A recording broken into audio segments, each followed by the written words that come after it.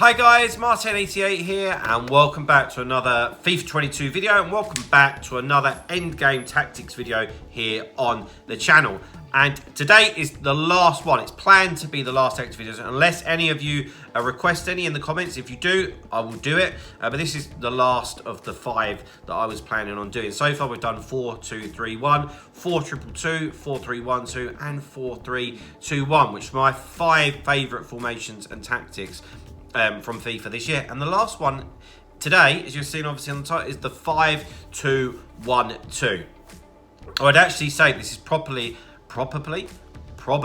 my second formation that I used. So let's get into it. On screen, as I always say, this is how it would line up in game. Please ignore the chemistry. Obviously, chemistry wise, I would set it up differently, but in game, this is how it would look for me. Now, people have a tendency to talk about people playing 5 at the back as being rats, etc. It all depends how you play it.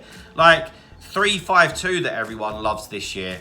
Like if you want to play that differently, that's 5 at the back. Like it all depends how you play it. So I'm going to show you how to play my 5-2-1-2, and yeah, I love it, to be honest, really do. So let's talk tactics first.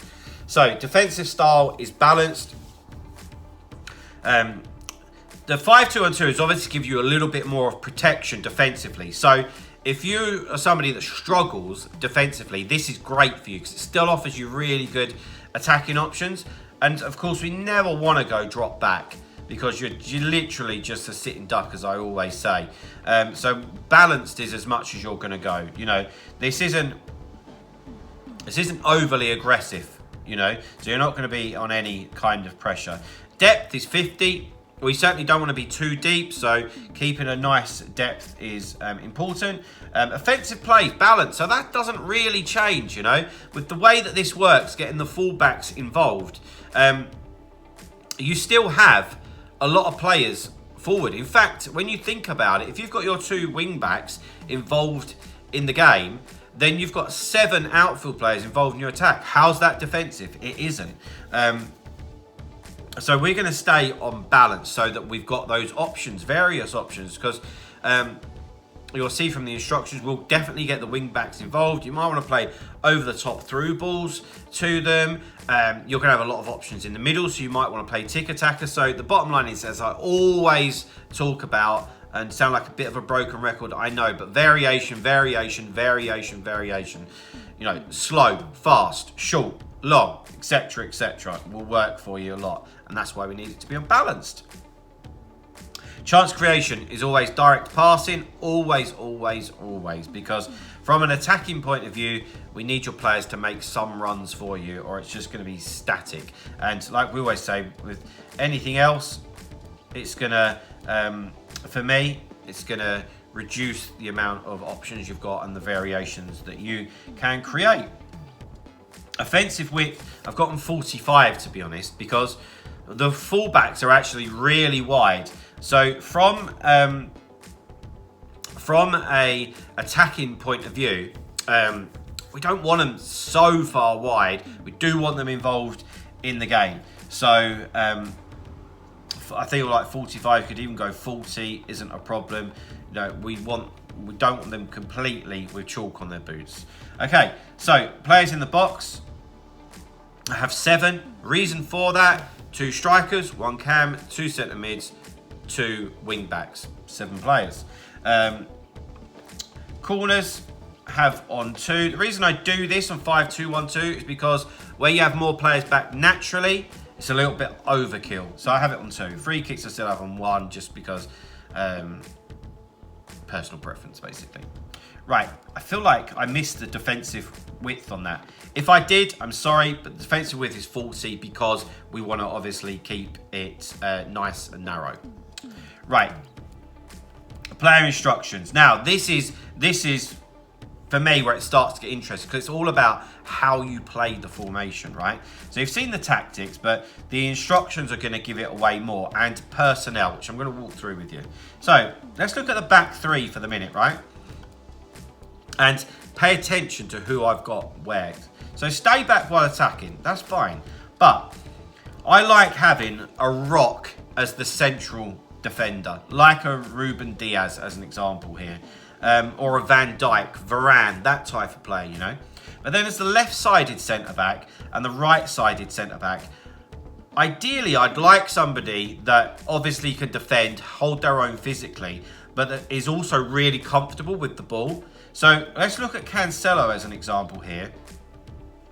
I would get him involved a little bit with the attack. Not overkill, but I'm happy to bring the ball out with him, you know. I might trigger a run of the left wing back, which is a Tau, you know. Send him upfield and Cancelo might run into that space. So you see how I'm already developing this so that it isn't really that defensive. It just depends how you want to play it.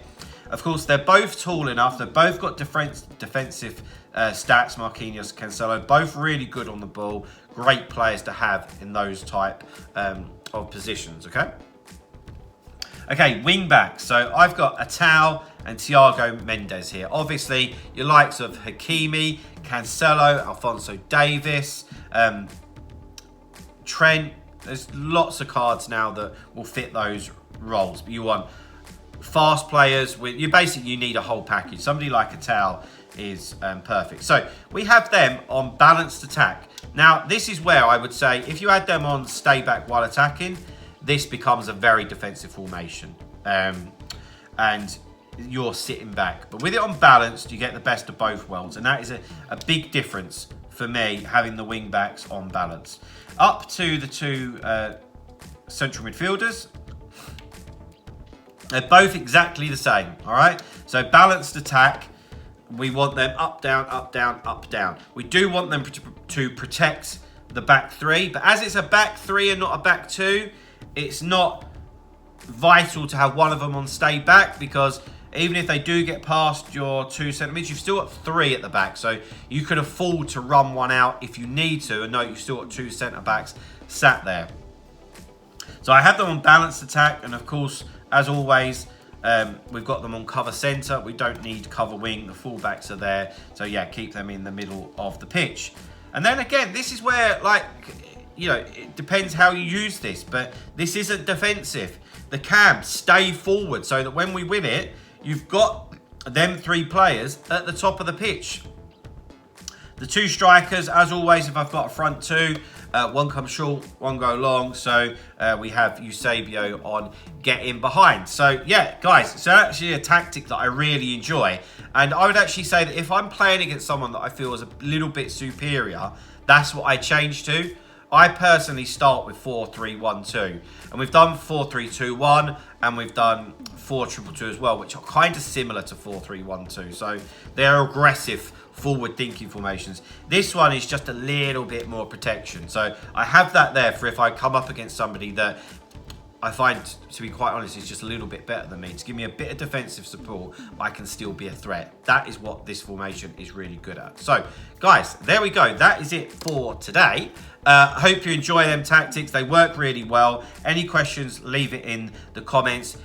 Equally, if there are any formations that you wanted me to cover, just drop them in the comments. It's not a problem, and I can cover them. I don't want to do overkill and do every formation, but if there's one that you're interested in, let me know. But that's going to be it for today. Please drop a like on the video. Thank you so much for the support. Subscribe to the channel if you haven't already, and I'll see you guys very, very soon. See you later, guys. Bye-bye.